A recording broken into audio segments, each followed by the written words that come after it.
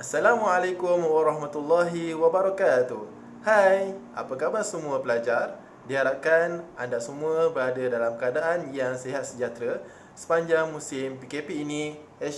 #duduk rumah belajar sejarah. Pada kali ini, kita akan mempelajari sejarah tingkatan 5, bab 5, pembinaan negara dan bangsa yang merdeka. Pada bahagian pertama ini, kita akan mempelajari tentang sistem ahli. Dan dalam bab ini, kita akan mempelajari tentang maksud sistem ahli, wakil-wakil yang berunding dalam sistem ahli, ciri-ciri sistem ahli, pelaksanaan sistem ahli, kepentingan sistem ahli, serta keanggotaan dalam sistem ahli. Anak-anak sekalian, proses mencapai sebuah kemerdekaan bukanlah satu yang mudah. Ia melibatkan rundingan dan kerjasama antara pemimpin terdahulu dengan pihak tertentu untuk menentukan hala tuju negara. Antara usaha ke arah itu ialah melaksanakan sistem ahli. Tahukah anda apakah itu sistem ahli? Sistem ahli merupakan sistem yang melatih penduduk tempatan dan kaum lain menerajui pentadbiran tanah Melayu. Sukar ke untuk diingat? Mudah. Ada 3 poin. Yang pertama, melatih. Yang kedua, penduduk tempatan dan kaum lain. Dan yang ketiga, menerajui pentadbiran tanah Melayu.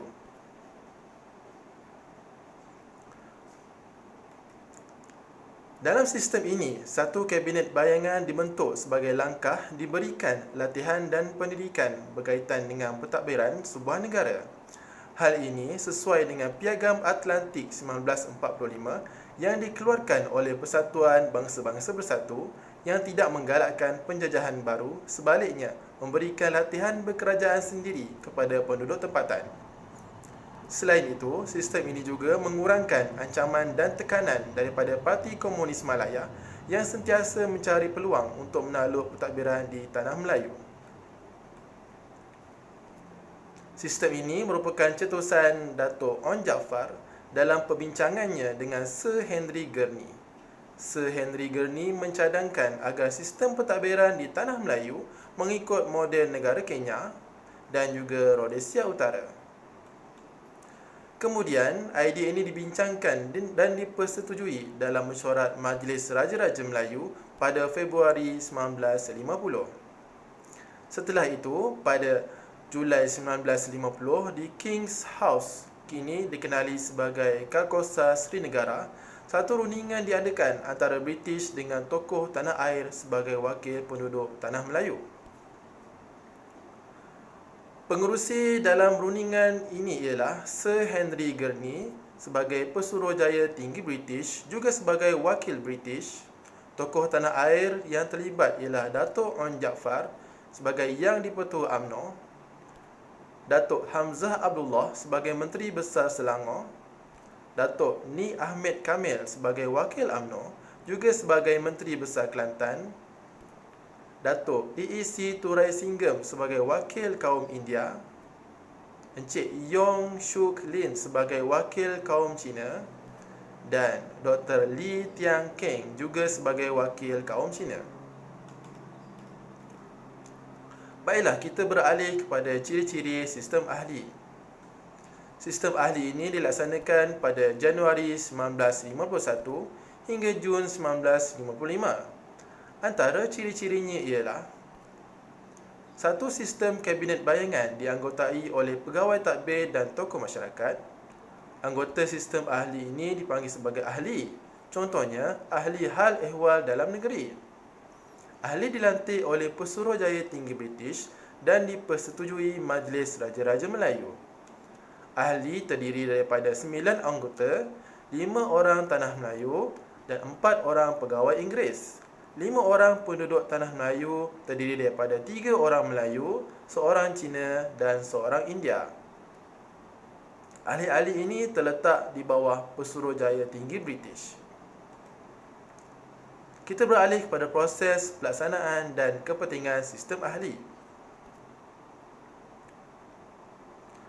Antara proses pelaksanaan sistem ahli ialah menjaga satu portfolio yang mengandungi beberapa buah jabatan kerajaan.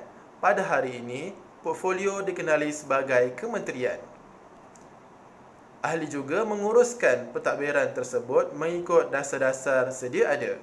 Malah, mereka juga mencadangkan undang-undang berkaitan dengan jabatan masing-masing. Ahli akan berbincang dengan pegawai kanan British untuk mendapatkan persetujuan bersama dan dibentangkan dalam Majlis Perundangan Persekutuan. Kemudian, Pesuruhjaya Tinggi British akan memberikan arahan dan juga memberikan persetujuan. Mari kita lihat apakah kepentingan sistem ahli. Sistem ahli sebagai tapak asas berkerajaan sendiri melalui latihan pentadbiran oleh British.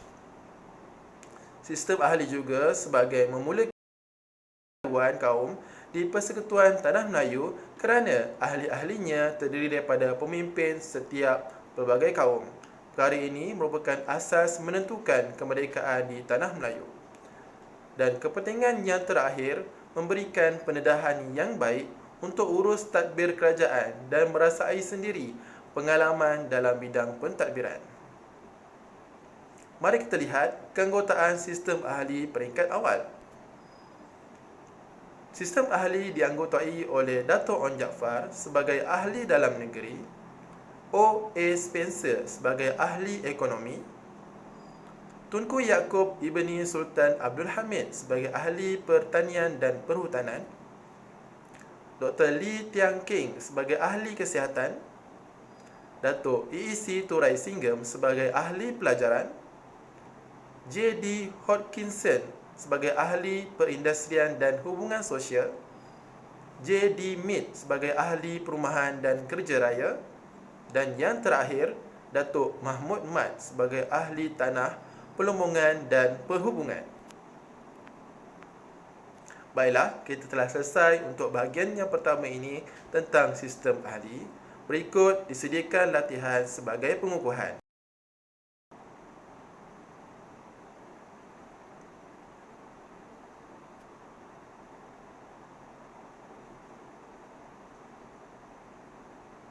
Anda semua disarankan untuk menekan button pause untuk melihat soalan dengan lebih lama. Ini adalah soalan struktur.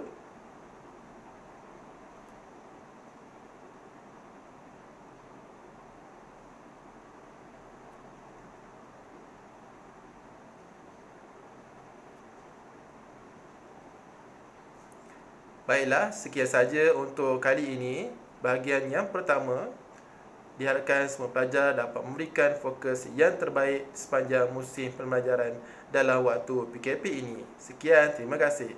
Assalamualaikum.